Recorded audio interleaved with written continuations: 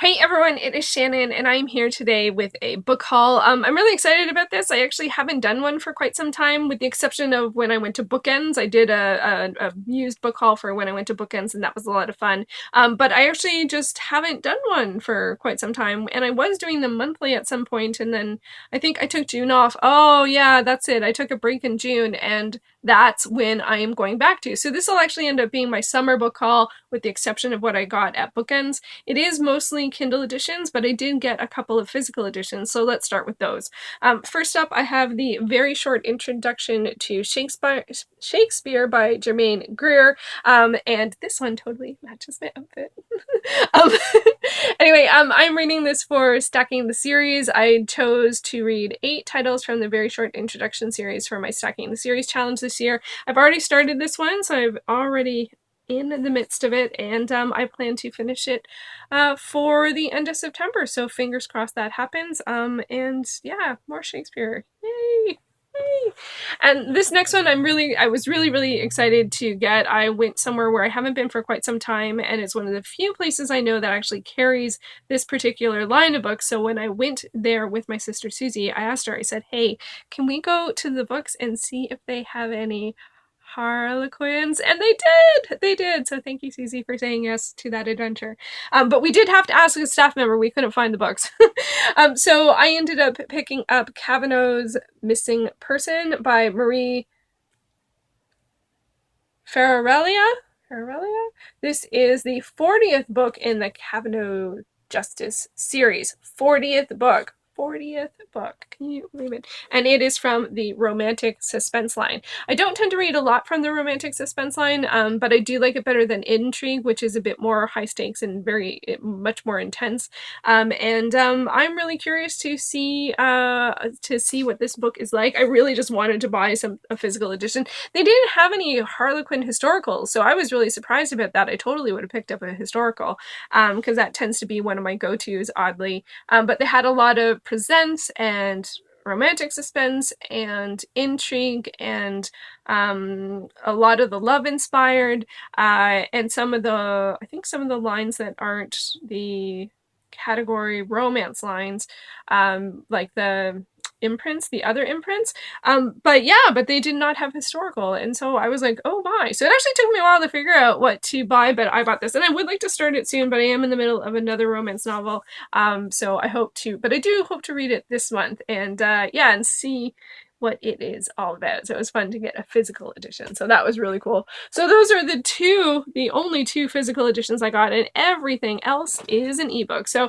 I am going to thank and blame Maija, because early in June she tweeted out that Amazon was having a great sale on sci-fi and fantasy titles, and boy, did I go to town. But it was a really good deal. I think everything I got was either $1.99 or $2.99, and I picked up a lot. So the first one I picked up was The Half-Drowned King by Linnea Hartsuyker. List of all of the books and their authors will be down below for you to check out. So I don't know anything about this one. It looks Vikingish. That looks like a Viking boat in the back. Apparently about a king. Perhaps he drowned a little. Not sure. I don't know. I want to read it. It looked good enough to say yes to 3 months ago. So, yep. Then I also picked up Once and Future. This is by Amy Rose Capetta and Cori McCarthy. This one I remember Anita from Anita Reads mentioning. I think it was a read-along book for one of the readathons she did earlier this year, and it's a King Arthur retelling. I am in the middle of actually reading the Once and Future King series, so I do hope to read this after that, probably next year sometime, and because I do like Arthurian tales. And let's see what's next. Oh, The Wolf in the Whale, and this is by Jordanna Brodsky, and I'm really curious about this one as well. I think it centers on 2 characters, one of which is an Inuit and one of which is a Viking, and it's historical fantasy-ish, something along those lines. All of these books I looked up 3 months ago, so it's all a bit hazy, so take all of the descriptions with a bit of a grain of salt, but I remember it is an Inuit and a Viking, but I don't remember if it's historical fantasy, so, but still, looks good to me. Next up, Broken Stars. This is a collection of contemporary Chinese science fiction in translation, and it is translated by Ken Liu. I don't have tons of short story collections, so I thought this would be a good one to go with. And I don't read as much science fiction as I think I do, so you know, short stories are often a good go-to getting back into a genre. At least I find that to be the case. And of course, it's a great way to find new authors, new to you authors. So yeah, looking forward to checking that one out. Next up, we have The Deepest Blue by Sara, Beth, Durst. I do not know. Oh, this at the bottom, it says it's number 4. Don't tell me about the 4th in a series. Did I buy the 4th in a series? I really hope I didn't buy the 4th in a series. Anyway, I think I would have checked that. I think I checked. So hopefully this is the first book in a series. This one I really don't remember much about, other than maybe urban fantasy, something to do with water? Maybe not urban fantasy. Some kind of fantasy. I don't know. I don't remember. Next up, we have A Memory Called Earth, and this is by Arkady, Martine, and this is a science fiction novel, and this is one that I don't know too much about, but I remember reading the description and thinking that it sounded really interesting. I think it came out this year, so if that's true, it's a potential nominee for the BookTube SFF Awards next year, and I think I was doing some sort of strategic thinking on that as well, although I have no idea. I can't remember 100% if it came out this year, and I guess it's partially because I didn't participate in the BookTube SFF Awards this year, so because I don't know why I didn't do that. It was not a good decision. After I made it, I was like, no, I should have done it. So I think I'm pre-thinking of trying to get in good shape for next year, and that'll be a bit of a theme, I think, if I don't remember what the next one is. Yeah, so I picked up Bloodwitch by Susan Dennard, and this is the 3rd in a series. I don't know if it's a trilogy or longer, and both the 1st and 2nd books were nominated for BookTube SFF in the past, and I do want to catch up on the series, especially the ones that have potential nominees for future years. And I'm just working through the BookTube SFF backlist, and so yeah, it's really unusual for me to buy the 3rd in the series intentionally. That other book would have been unintentional, but this was intentional. I knew it was the 3rd book, so hopefully I can read and enjoy Truthwitch, and I can't remember what the second one is called, Windwitch maybe, and then get to Bloodwitch because it's a potential nominee, I think, for next year. So fingers crossed. That was a good choice. Along the same lines, I have Shah and the Song of Death, which is the 2nd book in a series, and it's by Roshana Trotsky. And same thing, the 1st book was nominated for middle grade this year, and so this book should be qualifier for next year. And I can't remember if I heard good things, mixed things, or like solid things. I felt like nothing was gonna, like, Wondersmith. It was the one out of all of the awards this year for BookTube SFF.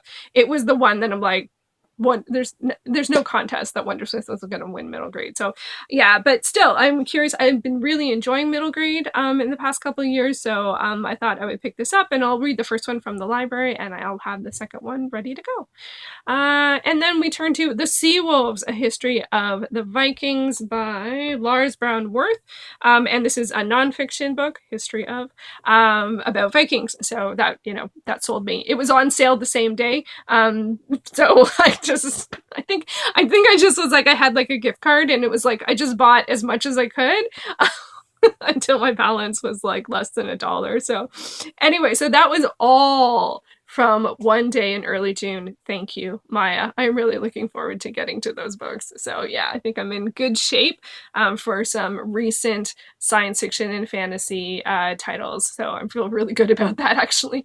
And then I actually did not really organize the rest of this. It's just chronological by when I purchased it. So I have no idea what's going to be next. Let's find out. It is Highland Healer by Florence Love Karsner, and this is, I saw this at Dee's channel, I think, at Books and Quirks. I think she read it a while ago, and I put it on my wish list, and it went on sale, or it might have even been free. I can't remember. But yeah, Highland Healer. I didn't really need more than the title. I didn't. So there's that. Oh, and I picked up this saga set of 6 titles. So it is Beowulf, the Prose Edda, Gunnlaug and Wormtongue, Gunnlaug the Wormtongue, Eric the Red, the Sea Fight, and Sigurd the Volsung. And I've actually read a fair amount of those. The only ones I haven't read are the Prose Edda and the Sea Fight. I've read the rest of them. And so these are, I think it was during I don't know if it was during or after Sagalong that I decided to pick these up, mostly because there are like 6 different sets like this of the sagas. It wasn't free. They're public domain, so you can get them from Project Gutenberg, but the formatting for stuff from Project Gutenberg isn't always awesome because it's public domain and it's done by volunteers, but I thought if this is a good set, then I would buy other sets from the same distributor, shall we say. So yeah, so this one has 2, and Beowulf is one that I would reread, although I have it in physical format. So anyway, but the Prose Edda, I think, is what I really wanted out of this one. And the Sea Fight, I can't remember. I don't know. So I picked it up. It was 99 cents. I was just like, yeah.